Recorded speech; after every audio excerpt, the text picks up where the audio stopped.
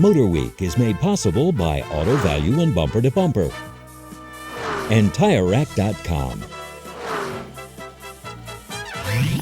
With the introduction of their new Golf.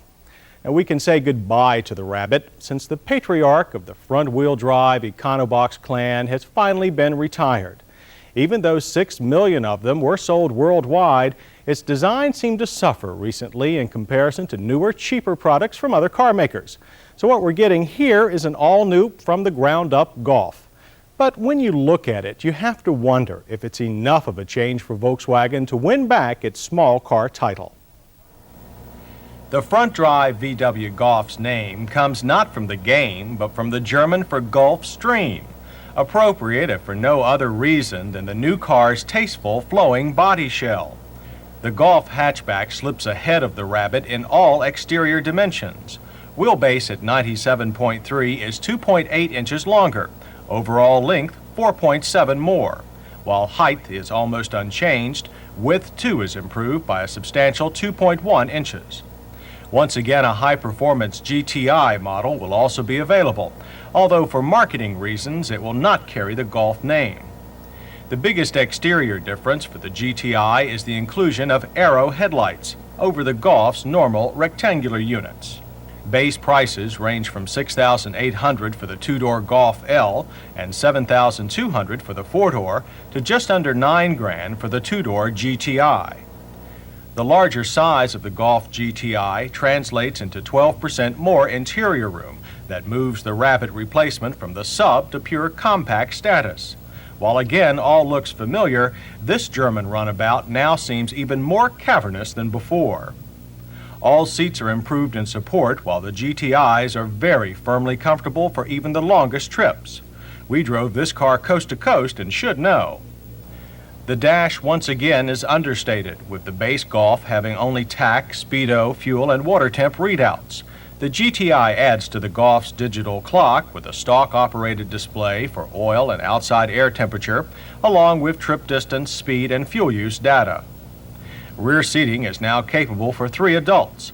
While a solid folding rear seat is standard, this split backrest is optional on the Golf and standard on the GTI. Even with the rear seat in place, luggage space in the Golf and GTI is up 30%. Standard Golf powertrains include an 85 horsepower 1.8-liter 4 with a 5-speed manual or 3-gear automatic, and a non-turbocharged 1.6-liter diesel coupled to the 5-speed. Only the also all-new Jetta gets a turbo diesel. But it is this 100-horse high-output 1.8 of the GTI that really runs with the current. The 11% more power than last year's Rabbit GTI means the new car can cope well with its 130 extra pounds. Acceleration results were overall a hair faster than before, with 0 to 60 at 9.8 seconds, and a fast quarter mile of 17.5 seconds at 77. Power transfer is smoother in the new GTI, with no noticeable engine vibes and a much slicker shifting close ratio 5-speed. But we can't say that handling in the GTI is also improved.